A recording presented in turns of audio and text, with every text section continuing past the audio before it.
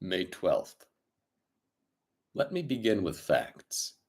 Bare, meager facts, verified by books and figures, and of which there can be no doubt. I must not confuse them with experiences, which will have to rest on my own observation or my memory of them. Last evening, when the Count came from his room, he began by asking me questions on legal matters and on the doing of certain kinds of businesses. I had spent the day wearily over books, and, simply to keep my mind occupied, went over some of the matters I had been examining at Lincoln's Inn. There was a certain method in the Count's inquiries, so I shall try to put them down in sequence. The knowledge may somehow or sometime be useful to me. First, he asked if a man in England might have 2 solicitors or more. I told him he might have a dozen if he wished, but that it would not be wise to have more than 1 solicitor engaged in one transaction, as only one could act at a time, and that to act would be certain to militate against his interest. He seemed thoroughly to understand, and went on to ask if there would be any practical difficulty in having one man to attend, say, to banking, and another to look after shipping, in case local help were needed in a place far from the home of the banking solicitor. I asked him to explain more fully, so that I might not by any chance mislead him. So he said, "I shall illustrate. Your friend and mine, Mr. Peter Hawkins, from under the shadow of your beautiful cathedral at Exeter, which is far from London, buys for me through your good self my place at London. Good. Now let me say frankly, lest you think it strange, that I have sought the services of one so far off from London, instead of one resident there. That my motive was no local interest might be served, save my wish only. And as one of London residents might, perhaps, have some purpose of himself or friend to serve, I went thus afield to seek my agent, whose labors should be only to my interest. Now, suppose I, who have much of affairs, wish to ship goods, say, to Newcastle, or Durham, or Harwich, or Dover. Might it not be that it could be with more ease be done by consigning to one in these ports? I answered that certainly it would be most easy, but that we solicitors had a system of agency, one for the other, so that local work could be done locally on instruction for any solicitor, so that the client, simply placing himself in the hands of one man, could have his wishes carried out by him without further trouble. But, said he, I could be at liberty to direct myself, is it not so? Of course, I replied, and such is often done by men of business, who do not like the whole of their affairs to be known by any one person. Good, he said, and then went on to ask about the means of making consignments and the forms to be gone through, and of all the sorts of difficulties which might arise, but by forethought could be guarded against. I explained all these things to him to the best of my ability, and he certainly left me under the impression that he would have made a wonderful solicitor, for there was nothing that he did not think of or foresee. For a man who was never in the country, and who did not evidently do much in the way of business, his knowledge and acumen were wonderful. When he had satisfied himself on these points of which he had spoken, and I had verified all as well as I could by the books available, he suddenly stood up and said, "Have you written since your first letter to our friend Mr. Peter Hawkins, or to any other?" It was with some bitterness in my heart that I answered that I had not, that as yet I had not seen any opportunity of sending letters to anybody. "Then write now, my young friend," he said, laying a heavy hand on my shoulder. "Write to our friend and to any other, and say, if it will please you, that you shall stay with me until a month from now."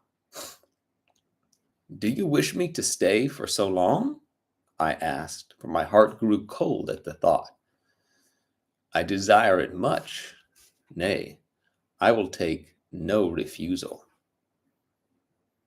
When your master, employer, what you will, engaged that someone should come on his behalf, it was understood that my needs only were to be consulted. I have not stinted, is it not so? What could I do but bow acceptance? It was Mr. Hawkins' interest, not mine, and I had to think of him, not myself. And besides, while Count Dracula was speaking, there was that in his eyes and in his bearing which made me remember that I was a prisoner, and that if I wished it, I could have no choice. The Count saw his victory in my bow, and his mastery in the trouble of my face, for he began at once to use them, but in his own smooth, resistless way. I pray you, my good young friend, that you will not discourse of things other than business in your letters. It will doubtless please your friends to know that you are well, and that you look forward to getting home to them. Is it not so? As he spoke, he handed me 3 sheets of notepaper and 3 envelopes. They were all of the thinnest foreign post, and looking at them, then at him, and noticing his quiet smile, with the sharp canine teeth lying over the red underlip, I understood as well as if he had spoken that I should be careful what I wrote, for he would be able to read it. So I determined to write only formal notes now, but to write fully to Mr. Hawkins in secret, and also to Mina, for to her I could write in shorthand, which would puzzle the Count if he did see it. When I had written my 2 letters, I sat quiet, reading a book whilst the Count wrote several notes, referring as he wrote them to some books on his table. Then he took up my 2 and placed them with his own, and put by his writing materials, after which, the instant the door had closed behind him, I leaned over and looked at the letters which were face down on the table. I felt no compunction in doing so, for under the circumstances I felt that I should protect myself in every way I could. One of the letters was directed to Samuel F. Billington, number 7, the Crescent, Whitby. Another to Herr Levner, Varna. The third was to Coutts and Company, London. And the 4th to Herren Klopstock and Billruth Bankers, Budapest. The 2nd and 4th were unsealed. I was just about to look at them when I saw the door handle move. I sank back in my seat, having just had time to replace the letters as they had been and to resume my book before the Count, holding still another letter in his hand, entered the room. He took up the letters on the table and stamped them carefully, and then turning to me said, I trust you will forgive me, but I have much work to do in private this evening. You will, I hope, find all things as you wish. At the door he turned, and after a moment's pause said, Let me advise you, my dear young friend, nay, let me warn you, with all seriousness, that should you leave these rooms, you will not by any chance go to sleep in any other part of the castle. It is old and has many memories, and there are bad dreams for those who sleep unwisely. Be warned. Should sleep now or ever overcome you, or be like to do, then haste to your own chamber or to these rooms, for your rest will then be safe.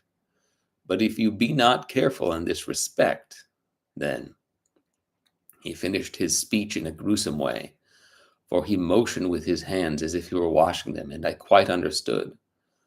My only doubt was as to whether any dream could be more terrible than the unnatural, horrible net of gloom and mystery which seemed closing around me. Later. I endorse the last words written. By this time there is no doubt in question. I shall not fear to sleep in any place where he is not. I have placed the crucifix over the head of my bed. I imagine that my rest is thus freer from dreams, and there it shall remain. When he left me, I went to my room. After a little while, not hearing any sound, I came up and went up the stone stair to where I could look out towards the south. There was some sense of freedom in the vast expanse, inaccessible though it was to me, as compared with the narrow darkness of the courtyard. Looking out on this, I felt that I was indeed in prison, and I seemed to want a breath of fresh air, though it were of the night. I am beginning to feel this nocturnal existence tell on me. It is destroying my nerve. I start at my own shadow and am full of all sorts of horrible imaginings. God knows that there is ground for my terrible fear in this accursed place. I look out over the beautiful expanse, bathed in soft yellow moonlight till it was almost as light as day. In the soft light the distant hills became melted, and the shadows in the valleys and gorges of velvety blackness. The mere beauty seemed to cheer me. There was peace and comfort in every breath I drew. As I leaned from the window, my eye was caught by something moving a story below me, and somewhat to my left, where I imagined, from the order of the rooms, that the windows of the Count's own room would look out. The window at which I stood was tall and deep, stone mullioned, and though weather-worn, was still complete, but it was evidently many a day since the case had been there. I drew back from the stonework and looked carefully out. What I saw was the Count's head coming out from the window. I did not see the face, but I knew the man by the neck and the movement of his back and arms. In any case, I could not mistake the hands, which I had had so many opportunities of studying. I was at first interested and somewhat amused, for it is wonderful how small a matter will interest and amuse a man when he is a prisoner. But my very feelings changed to repulsion and terror when I saw the whole man slowly emerge from the window and begin to crawl down the castle wall over that dreadful abyss, face down, with his cloak spreading out around him like great wings. At first I could not believe my eyes. I thought it was some trick of the moonlight, some weird effect of shadow. But I kept looking, and it could be no delusion. I saw the fingers and toes grasp the corners of the stones, worn clear of the mortar by the stress of years, and by thus using every projection and inequality, move downwards with considerable speed, just as a lizard moves along a wall. What manner of man is this? What creature?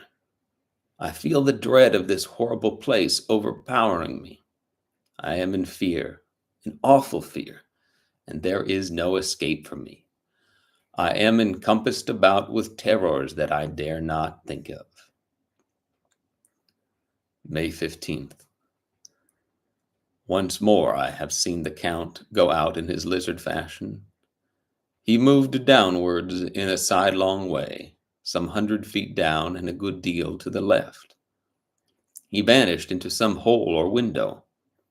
When his head had disappeared, I leaned out to try and see more, but without avail. The distance was too great to allow a proper angle of sight.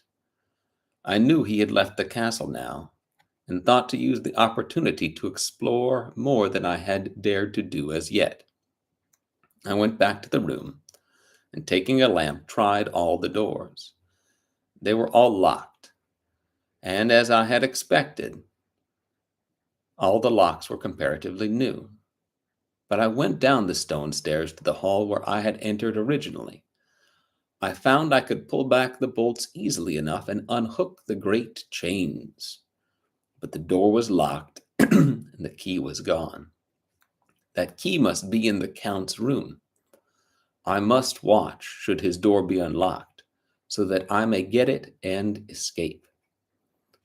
I went on to make a thorough examination of the various stairs and passages, and to try the doors that opened from them.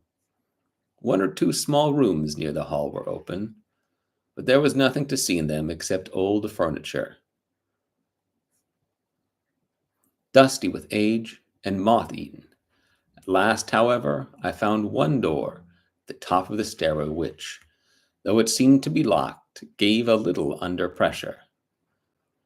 I tried it harder and found that it was not really locked, but the resistance came from the fact that the hinges had fallen somewhat, and the heavy door rested on the floor. Here was an opportunity which I might not have again.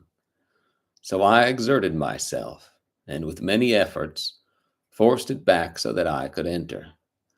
I was now in a wing of the castle further to the right than the rooms I knew, and a story lower down. From the windows I could see that suite of rooms lay along the south of the castle, the windows of the end room looking out both west and south. On the latter side, as well as to the former, there was a great precipice.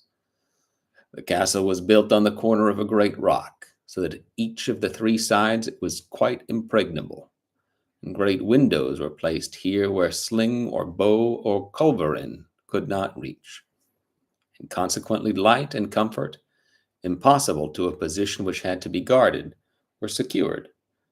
To the west was a great valley, and then rising far away, great jagged mountain fastness, rising peak on peak, the sheer rocks studded with mountain ash and thorn, whose roots clung in cracks and crevices and crannies of the stone. This was evidently the portion of the castle occupied by the ladies in bygone days, or the furniture had more air of comfort than any I had seen. The windows were curtainless, and the yellow moonlight flooding in through the diamond panes enabled one to see even colors, whilst it softened the wealth of dust which lay over all, and disguised, in some measure, the ravages of time and the moth. My lamp seemed to be of little effect in the brilliant moonlight, but I was glad to have it with me, for there was a dread loneliness in the place, which chilled my heart and made my nerves tremble. Still, it was better than living alone in the rooms which I had come to hate from the presence of the Count, and after trying a little to school my nerves, I found a soft quietude come over me. Here I am, sitting at a little oak table where in old times possibly some fair lady sat to pen, with much thought and many blushes, her ill-spelt love letter, and writing in my diary in shorthand all that has happened since I closed it last. It is 19th century up to date with a vengeance. And yet, unless my senses deceive me, the old centuries had, and have, powers of their own which mere modernity cannot kill.